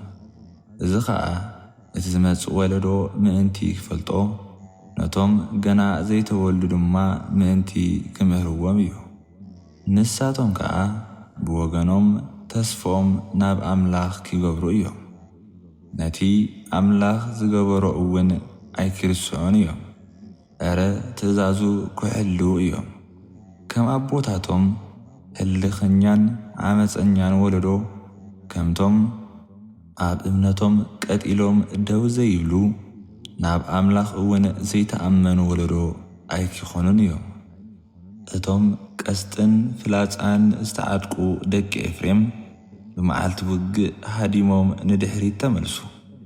ነቲ ኣብ መንጎኦምን ኣብ መንጎ ኣምላኽን ዝነበረ ኺዳን ኣይሃለውን። ብሕጉ ምንባር ኣበዩ። ንግብርታቱን ነቲ ዝረኣዮም ተኣምራቱን ረስዕዎ። እግዚኣብሔር ኣብ ምድሪ ግብፂ ኣብ መሮር ጾዓን ኣቦታቶም እናረኣዩ ተኣምራት ገብረ። ባሕሪ መቒሉ ኣሕለፎም፣ ንማይ ከም ኩምሪ ኣቆሞ። መዓልቲ ብደመና ምሉእ ለይቲ እውን ብብርሃን ሓዊ መርሖም። ኣብ ምድረ በዳ ኣኻውሕ ጨደዶ፣ ከም ካብ ዓሚቕ ባሕሪ እውን ብዙሕ ማይ ኣስተዮም። ዓይኒ ማያት ካብ ከውሒ ኣውፅአ፣ ንማይ ድማ ከም ውሒዝ ኣብሓዞ። ግናኸ ነቲ ልዑል ኣብ ምድረ በዳ ተሃላለኽዎ፣ መመሊሶም ድማ በደልዎ። ዝበሃግዎ ብልዒ ሃበና እናበሉ ንኣምላኽ ኮነ ኢሎም ፈተንዎ። ንሳቶም ኣምላኽ ዶ ኣብ ምድረ በዳ መኣዲ ክሰርዕ ይኽእል እዩ? እንሆ ንኸውሒ ወቕዖ፣ ማይ ፈልፈለ፣ ውሒዝ እውን ወሓዘ። ግናኸ እንጌራ ክህብ ንዓና ንህዝቡ ስጋ ከም እንበልዕ ክገብር ዶ ይኽእል እዩ? ኢሎም ኣብ ልዕሊ ኣምላኽ ኣጉረምረሙ። እግዚኣብሔር እዚ ሰሚዑ ተቖጥዐ። ብኡ ስለ ዘይኣመኑን ኣብ ምድሓኑ እውን ስለ ዘይተወከሉን ንህዝቢ እስራኤል ብሓዊ ኣንድሎም፣ ቁጥዑ እውን ኣውረደሎም። ግናኸ ንሱ ኣብ ላዕሊ ሰማይ ተዛረበ፣ ማዕፁ ክኸፍት እውን ኣዘዞ። ምእንቲ ክበልዑ መና ኣዝነበሎም፣ እኽሊ ሰማይ እውን ሃቦም። ሰብ እንጌራ መላእኽቲ በልዑ፣ በሊዖም ክሳብ ዝጸግቡ ምግቢ ሰደድሎም። ንፋስ ምብራቕ ከም ዝነፍስ ገበረ፣ ብሓይሉ ንፋስ ደቡብ ኣምጽአ። ኣብ ልዕሊኦም እውን ስጋ ከም ሓመድ፣ ነፈርቲ ኣዕዋፍ እውን ከም ሑፃ ባሕሪ ኣዝነበሎም። ኣብ ማእከል ሰይፎም ኣብ ዙርያ ድንኳኖም ኣውረድሎም። እቲ ዝተኣምነይዎ ስለ ዝሃቦም በልዑን ኣዝዮም ጸገቡን። ከምቲ ዝተምነይዎ በሊዖም ከይጸገቡ ገና ኪበልዑ ኸለዉ ኣምላኽ መዓቱ ኣውረደሎም። ነቶም ሓያላቶም ቀተሎም፣ ነቶም ጀጋንኦም እውን ኣውደቖም። ምስናይ እዚ ኹሉ መመሊሶም በደሉ፣ ተኣምራት እውን እንተተገብረ ኣይኣመንዎን። ስለዚ ንመዓልታቶም ብኸንቱ ኣሕለፈን። ብድንገት ከም ዝመቱ እውን ገበሮም። ካብኦም ገለ ምስ ቀተሎም እቶም ዝተረፉ ናብኡ ይምለሱ ነበሩ። ተጣዒሶም ድማ ብልቢ ናብኡ ይጽልዩ ነበሩ። ኣምላኽሲ ከውሖም፣ እቲ ልዑል ኣምላኽ እውን ተበጃውኦም ምዃኑ ዘከሩ። ብኣፎም የቀባጥሩሉ፣ ሓስዮም ከዓ ይዛረቡ ነበሩ። ኣብ ቅድሚኡ ቅኑዓት ኣይነበሩን። ነቲ ምስኡ ዝኣተውዎ ኺዳን እውን እሙናት ኮይኖም ኣይሓለውዎን። ኣምላኽ ግና ንህዝቡ መሓሮም፣ ኣበስኦም ሓደገሎም፣ ኣየጥፍኦምን። ንኹራኡ ብዙሕ ግዜ መለሶ፣ ንኹሉ ቁጥዑ ድማ ኣይደርግሖን። መዋቲ ምዃኖም ከም ንፋስ ሓለፍቲ ምዃኖም ዘከረ። ኣብ ምድረ በዳ ብዙሕ ሳዕ ተጻረርዎ፣ ኣብ በረኻ እውን ኣጓሃይዎ። መመሊሶም ንኣምላኽ ፈተንዎ፣ ነቲ ናይ እስራኤል ቅዱስ ድማ ኣቖጥዕዎ። ነቲ ዓብዪ ሓይሉ ነታ ንዓኣቶም ካብ ተጻራሪ ዝተበጀወላ መዓልቲ እውን ረስዕዋ። ነቲ ኣብ ምድረ በዳ ግብፂ ኣብ መሮር ጾዖን ዝገበሮ ትእምርትን ተኣምራትን ኣይዘከርዎን። ግብፃውያን ዝሰትይዎ ምእንቲ ክስእኑ ንሩባታቶም ንወሓዚ ማዮምን ናብ ደም ለወጦ። ዝበልዕዎም ተናኽስቲ ጽንጽያን ዘጥፍኦም ጉርዖባትን ሰደደሎም። ብቓሊኦም ንቃቂጣ ፍሬ ኦም ከዓ ነንበጣ ሃበ ንወይኖም ብበረድ ንጻዕሮም ከዓ በሰሓይታ ኣጥፍአ ከብቶም ንበረድ መጓሲኦም ከዓ ንመባረቕ ኣሕሊፉ ሃበን ናይ ጥፍኣት ልኡኻት ገይሩ ሓዊ ክርኡ ቁጥዓን ሓርቆትን ፀበባን ኣውደቐሎም ንኽርኡ ፈንዩ ገረፎ ንነፍሶም እውን ካብ ሞት ኣይነሓፋን ፌራ ሰዲዱ ኣጥፍኦም ንብዘሎ በኽሪ ግብፂ ቀተለ ነቶም ናይ መጀመርታ ሓይሊ ፍረ ዝኾኑ ኣብ ድንኳናት ካም ቀተሎም ንህዝቡ ግና ከም ኣባጊዕ ኣውፈሮም ኣብ በረኻ እውን ከም መጓሰ መርሖም ብድሓን መርሖም ንሳቶም ከዓ ኣይፈርዖን ንጸላእቶም ግና ባሕሪ ደፈኖም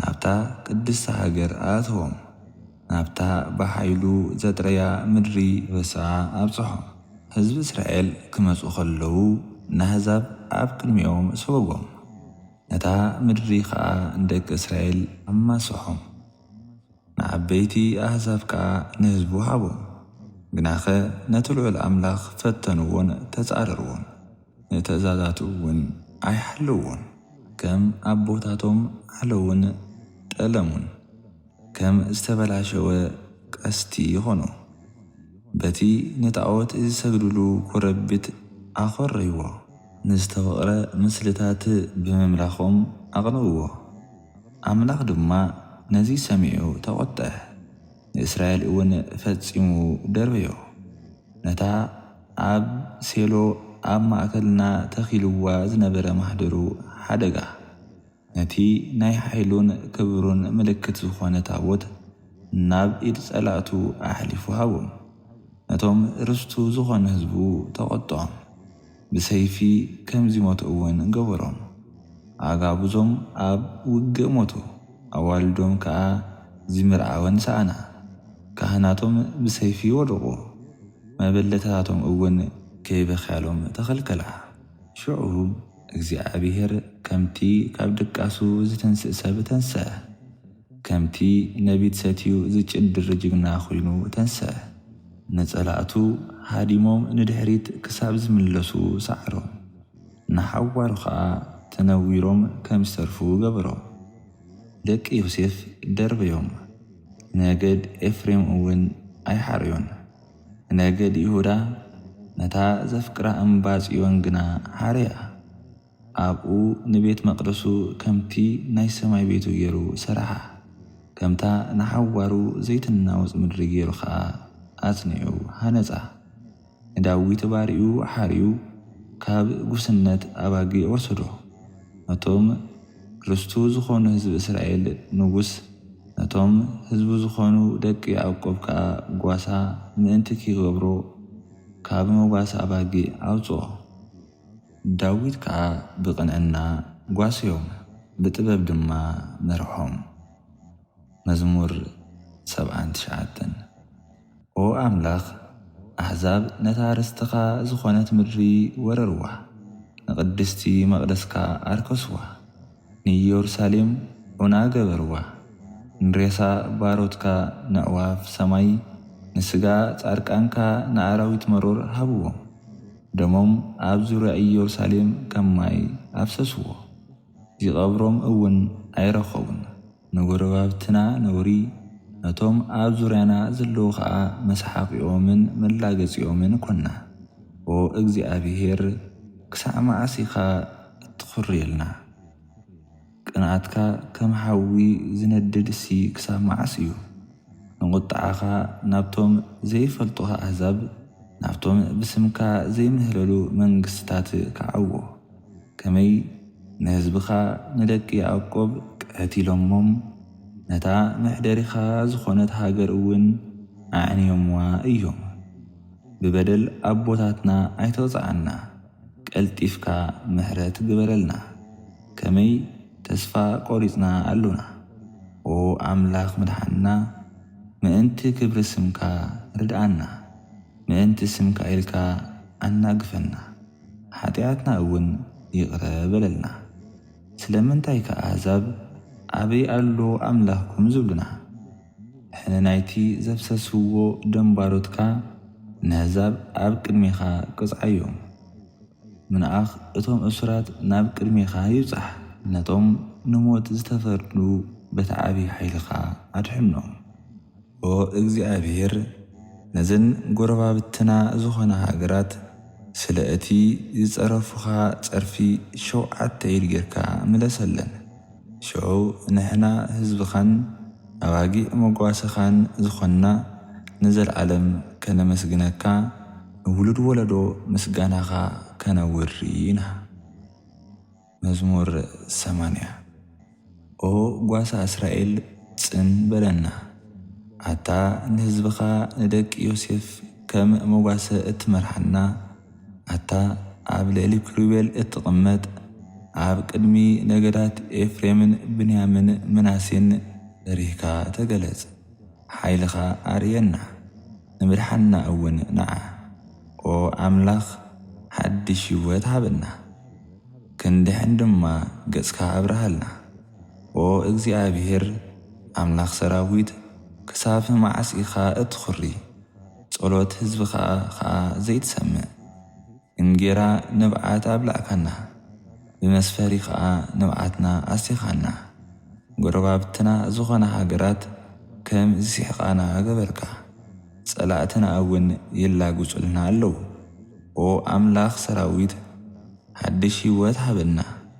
ክንድሕን ድማ ገጽካ ኣብርሃልና ተኽሊ ወይኒ ካብ ግብፂ ኣምጻእካ ኣሕዛብ ሰጊካ ድማ ኣብ ምድሮም ተኸልካያ ጸሪግካ ከዓ ቦታ ኣዳለኸላ ሱር ሰለለት ምድሪ እውን መልአት ኣኽራን ብጽላላ ተኸድኑ ጨናፍራ ድማ ንዓበይቲ ኣኽራናት ኣጽለለሎም ጨናፍራ ክሳብ ማእከል ባሕሪ ወለዶታታ ክሳብ ፈለግ ኤፍራጥስ ዘርግሐት ስለምንታይ ከኢኻ ሓጹራ ዘፍረስካ እነሆ ሕጂ ኩሎም ሓደፍቲ መንገዲ ይቕንጥብዋ ኣለዉ ናይ ዱር መፍለስ ኣብኣ ኾይኑ ይፍልስ ኣሎ እንስሳ መሮር እውን ይሰግዋ ኣለዉ ኦ ኣምላኽ ሰራዊት ናባና ተመለስ ካብ ሰማይ ኣንቈልቂልካ ረኣየና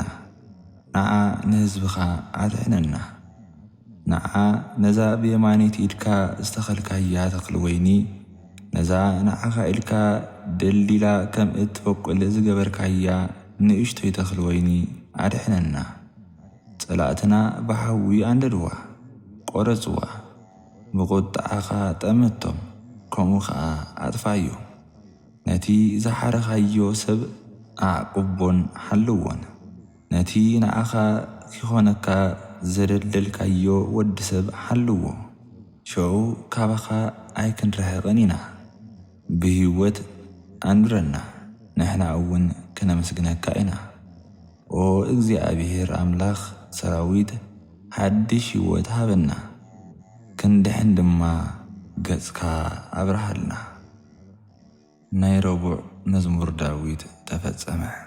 ሐሙስ ዝጽለይ መዝሙረ ዳዊት መዝሙር 81 ንኣምላኽ ነቲ ሓይልና እልል በልሉ ንኣምላኽ ያዕቆብ ዓዊልኩም ኣመስግንዎ መዝሙር ኣልዕሉ ከበሮ ህረሙ ጦም ዝዳሃዩ በገናን መሰንቆን ህረሙ በዓል እዩ እሞ መለኸት ንፍዑ ብሰርቅ ወርሒ ምስ መለአትን መለኸት ንፍዑ እዚ ኣብ እስራኤል ሕጊ እዩ ኣምላኽ ያዕቆብ ዝእዝዞ ስርዓት እዩ እዚ ንምድሪ ግብፂ ኪወቕዓ ኸሎ ንህዝቢ እስራኤል ዝህቦ ምልክት እዩ ከምዚ ዝስዕብ ዝብል ዘይፈልጦ ቋንቋ ሰምዕ ኣለኹ ጾር ካብ ምስካም ኣድሓንኩኹም ነቲ ተሰኪምኩምዎ ዝነበርኩም ጾር ጡብ ከም እትድርብዩ ገበርኩኹም ምስ ጸበበኩም ናባይ ኣውይኹም ኣነ እውን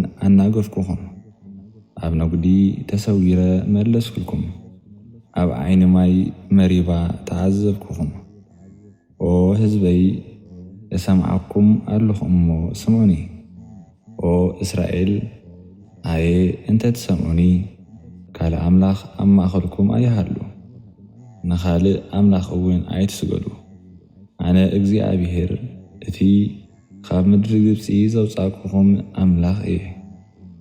ኣፍኩም ኣብሉ ኣነ እውን ክመልኦ እየ። ህዝበይ ግና ኣይሰምዑንን፣ እስራኤል ድማ ኣይተኣዘዙንን።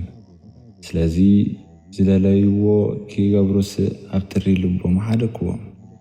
ኣየ ህዝበይ እንተዝሰምዑኒ፣ እስራኤል እንተዝእዘዙኒ፣ ንጽላእቶም ቀልጢፈ መዋረድክዎም፣ ንተጻረርቶም እውን መጥፋእክዎም ነይረ። እቶም ዝጸልኡኒ ብፍርሃት ክሰግዱለይ እዮም፣ ቅጽዓቶም ከዓ ንዘለዓለም ክጸንዕ እዩ። ንህዝበይ ግና ስብሒ ስርናይ ከብልዓኩም እየ፣ መዓር ጥርቀ ከዓ ከጽግበኩም እየ። መዝሙር 82 ኣምላኽ ኣብቲ ሰማያዊ ጉባኤ ልዕል ኢሉ ይቕመጥ፣ ኣብ ጉባኤ ኣማልኽቲ ድማ ፍርዱ ይህብ። ክሳብ መዓስ ኢኹም ቄናን ፍርዲ ትፈርዱ? ንገጽ ሓጥኣን ርኢኹም ከዓ እተድሉ? ንድኻን መስኪንን ኣናግፎም፣ ካብ ኣእዳው ሓጥኣን ኣድሕንዎም። ዘይተስተውዕሉ ደናቆር ኢኹም፣ ኣብ ጸልማት ኢኹም እትነብሩ ዘለኹም። ፍትሒ እውን ካብ ዓለም ጠፍአት። ኣነስ ኣማልኽቲ ኢኹም፣ ኩሉኻትኩም ውልደት ልዑል ኢኹም። ግናኸ ከም ሰብ ክትሞቱ፣ ከም ሓደ ካብቶም መሳፍንቲ እውን ክትወድቁ ኢኹም በልኩ። ንዓ ኦ ኣምላኽ ኩሎም ኣሕዛብ ናትካ እዮም እሞ ንዓ ንኹላ ዓለም ግዛ እያ። መዝሙር 83 ኦ ኣምላኽ ስቕ ኣይትበል፣ ኦ ኣምላኽ ከም ዓባስ ኣይትኹን፣ ኣይተጽቅጥ። እንሆ ጸላእትኻ የውክዑ፣ ይጸልኦኻ እውን ይዓልዉ ኣለዉ። ንህዝብኻ ተንኰል ይፍሕስሎም፣ እቶም እትሕልዎም ድማ ኣብ ልዕሊኦም ይማኸሩሎም ኣለዉ። ስም ህዝቢ እስራኤል ደጊም ከይዝከርሲ፣ ንዑ ካብ ሃገሮም ነጽንቶም ይብሉ ኣለዉ። ሓቢሮም ይማኸሩ ኣለዉ፣ ኪዳን እውን ይተኣተተውልካ ኣለዉ።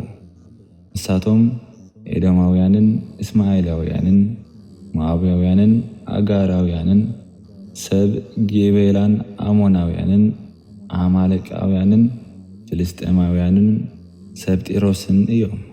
ኣሶር ድማ ምስ ደቂ ሎጥ ምስ ኤዶማውያንን ሞዓባውያንን ስለ ዝሓበረ ብርቱዕ ደገፍ ኮይኑዎም ኣሎ። ከምቲ ንምዳምያውያን ማለት ንሲሳራን ያቢንን ኣብ ርባ ቂሶር ዘገበርካዮም ግበሮም። ንዓኣቶም ኣብ ኤንዶር ኣጥፋእካዮም፣ ንምድሪ ከዓ ዱኽዒ ይኾንዋ።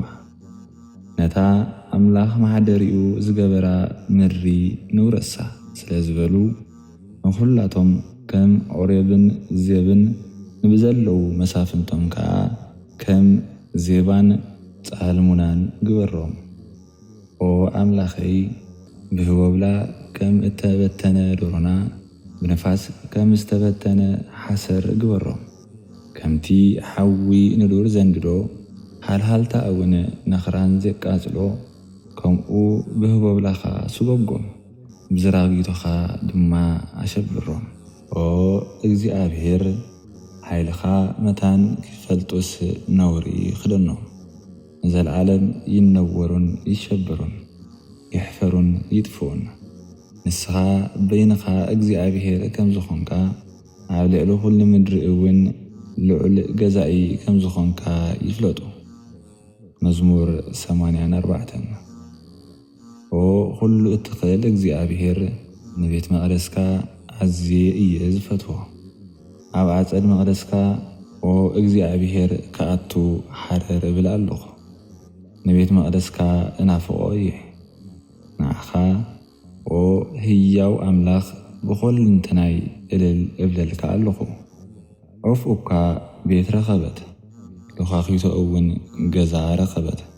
ጨቓዊተን ከዓ ኦ ንጉሰይን ኣምላኸይን ዝኾንካ ኩሉ እትኽእል እግዚኣብሔር ኣብ ጥቓ መሰዊኢታትካ የንብራ። እቶም ኩሉ ግዜ እናወደሱኻ ኣብ ቤትካ ዝነብሩ ሃየ ክንደይ ተዓዊቱሎም። ሓይሎም በኣኻ ዝኾነ ብልቦም ንእምባፂዮን ኪነግዱ ሓደ ዝብሉ ሰባት ኣየ ክንደይ ተዓዊትሎም። በቲ ለሰበካያት ዝበሃል ቦታ ክሓልፉ ከለዉ እቲ ቦታ ዓይኒ ማይ ይኸውን፣ ዝናም ኣዝመራ እውን ብበረኸት ይምልኦ። ሓይሊ ኣብ ልዕሊ ሓይሊ እናወሰኹ ይኸዱ፣ ኣብ እምባፂዮን ኣብ ቅድሚ ኣምላኽ ይቖሙ። ኦ ኩሉ እትኽእል እግዚኣብሔር ኣምላኽ ጸሎተይ ይስማዕ። ኦ ኣምላኽ ያዕቆብ ጽን በል። ኣታ ዋልታና ዝኾንካ ኣምላኽ ርአ፣ ነቲ ዝሓሪኻዮ ንጉስና ባረኮ። ካብ 1000 መዓልቲ ኣብ ካልእ ሓንቲ መዓልቲ ኣብ ቤት መቕደስካ ምውዓል ይሓይሽ። ስለዚ ኣብ ኣበይቲ ሓጥኣን ካብ ምንባርሲ ኣብ ቤት ኣምላኸይ ሓላው ደገ ምዃን ይሕሸኒ። እግዚኣብሔር ኣምላኽሲ ፀሓይን ዋልታን እዩ። እግዚኣብሔር ጸጋን ክብርን ይህብ፣ ነቶም ብቕንዕና ዝነብሩ ሰናይ ዘበለ ኣይክልኦምን እዩ። ኦ ኩሉ እትኽእል እግዚኣብሔር ኣባኻ ዝውከል ሰብ ኣየ ክንደይ ተዓዊትሉ። መዝሙር 85 ኦ እግዚኣብሔር ንምድርኻ ምሕረት ገበርካላ፣ ንህዝብኻ ንቤት ያዕቆብ ሃብቶም መለስካሎም። ኣበሳ ህዝብኻ ሓደካ፣ ንብዘሎ ሓጢኣቶም ከዓ ይቕረ በልካ። ንኹሉ መዓልትካ ኣርሓቅካዮ፣ ካብ ነድሪ ቁጣዕኻ ተመለስካ። ኦ ኣምላኽ ምድሓና ሓድሽ ህይወት ሃበና፣ ምኹራኻ እውን ካባና ኣርሕቆ። ንዘለዓለም ዶ ክትኩርየልና ኢኻ? ኩራኻስ ንውልድ ወለዶ ከተንውሒኻ? ንሕና ህዝብኻ በኣኻ ምእንቲ ክንሕጐስ መሊስካ ህይወት ሃበና።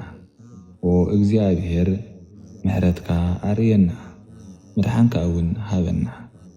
ኣነ ነቲ እግዚኣብሔር ኣምላኽ ዝብሎ እሰምዕ ኣለኹ።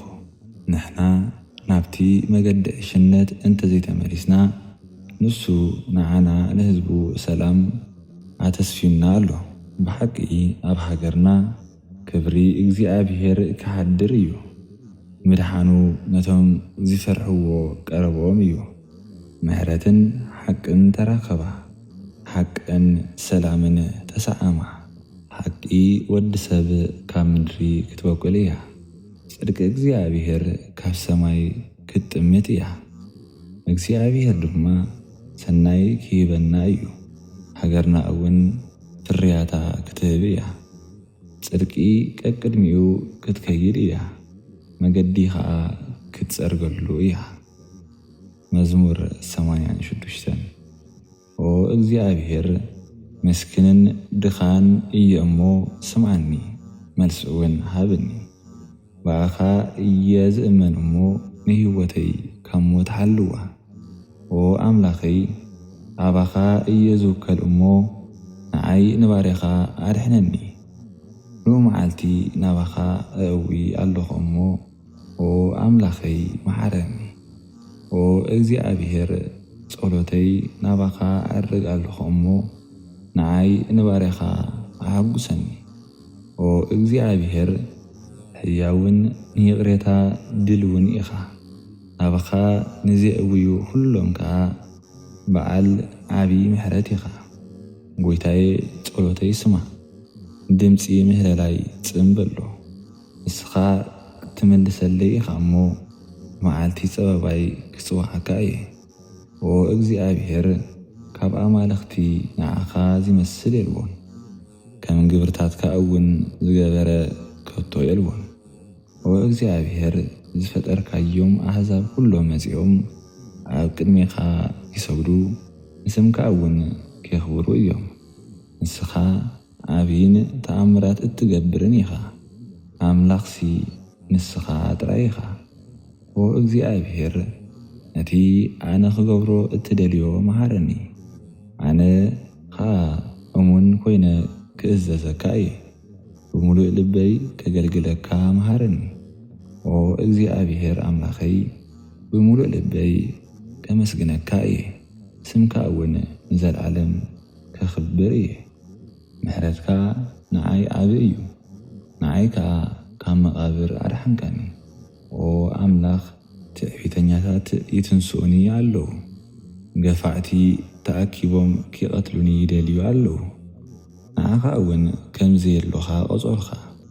ጐይታዬ ንስኻ ግና መሃርን ጸጋውን ንቑጣዓ ደንጓይ ብምሕረት ምሉእ ዝኾንካ እሙን ኣምላኽ ኢኻ። ናባይ ግልጽ በል እሞ መሓረኒ። ንዓይ ንባርያኻ ሓይሊ ሃበኒ ኣድሕነኒ። ከምቲ ኣደይ ዘገልገለትካ ኣነ እውን ኣገልግለካ ኣለኹ። እግዚኣብሔር ከም እተፍቅረኒ ምልክት ሃበኒ። ጸላእተይ ርእዮም ምእንቲ ክሓፍሩ ረድኤትካን ምጽንናዕካን ሃበኒ።